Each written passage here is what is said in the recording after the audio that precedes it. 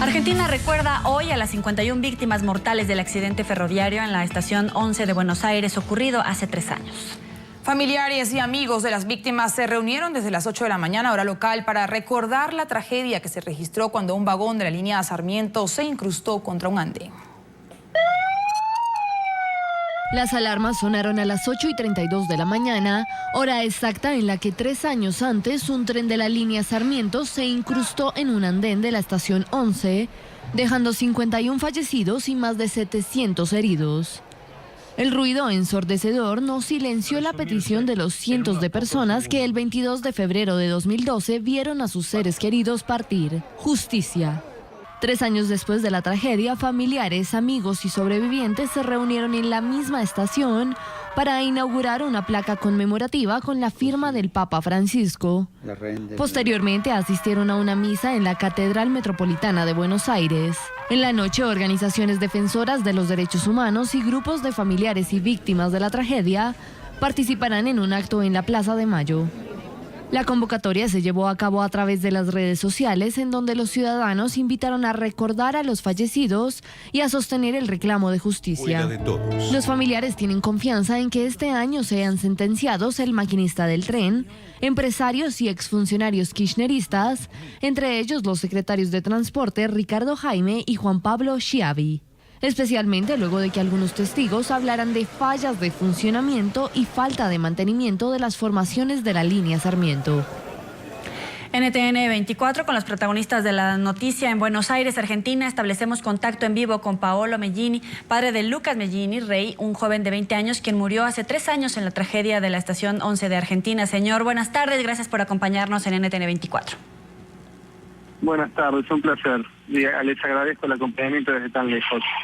A 3 años de la tragedia, ¿qué piden los familiares de las 51 víctimas?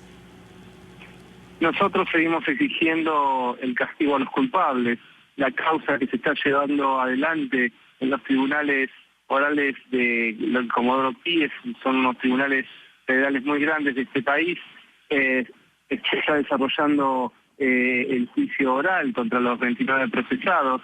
Entre, como decía el informe de recién, están procesados 5 exfuncionarios del gobierno nacional y los dueños de la empresa que explotaba el servicio del tren Sarmiento, a quienes nosotros consideramos responsables por lo que nosotros consideramos una probada falta de mantenimiento y una probada falta de control sobre los empresarios que permitieron que un tren de 60 años de uso estuviese sobre las vías. Ese tren, como el Chapa 16, que chocó el febrero de 2012, tenían millones de kilómetros recorridos sin ningún tipo de mantenimiento. Entonces, la principal responsabilidad, los familiares, la ponemos sobre los exfuncionarios y sobre los empresarios. Ahora, ¿cómo entender que 3 años después de la muerte de su hijo y de otras 50 personas, todavía no haya unos responsables que respondan ante la justicia? Bueno, es difícil de entender los tiempos de la justicia para quien no vive este país y los entiendo.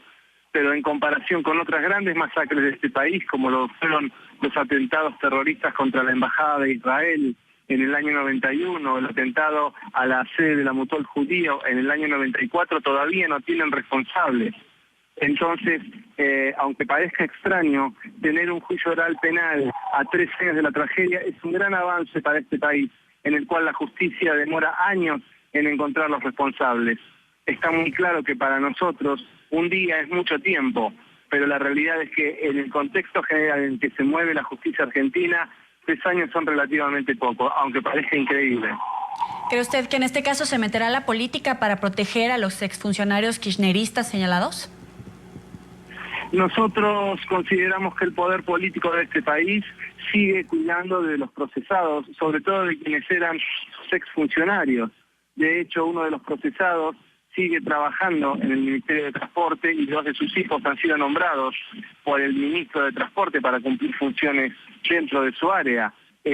También es cierto que el gobierno nunca se ha hecho responsable de que sus exfuncionarios dejaron de cumplir sus tareas de control para exigirle a los empresarios que reinvirtiesen los 3.000 millones de pesos, que en ese momento, a lo largo de varios años, fueron unos 1.000 millones de dólares en mantenimiento y renovación ferroviaria.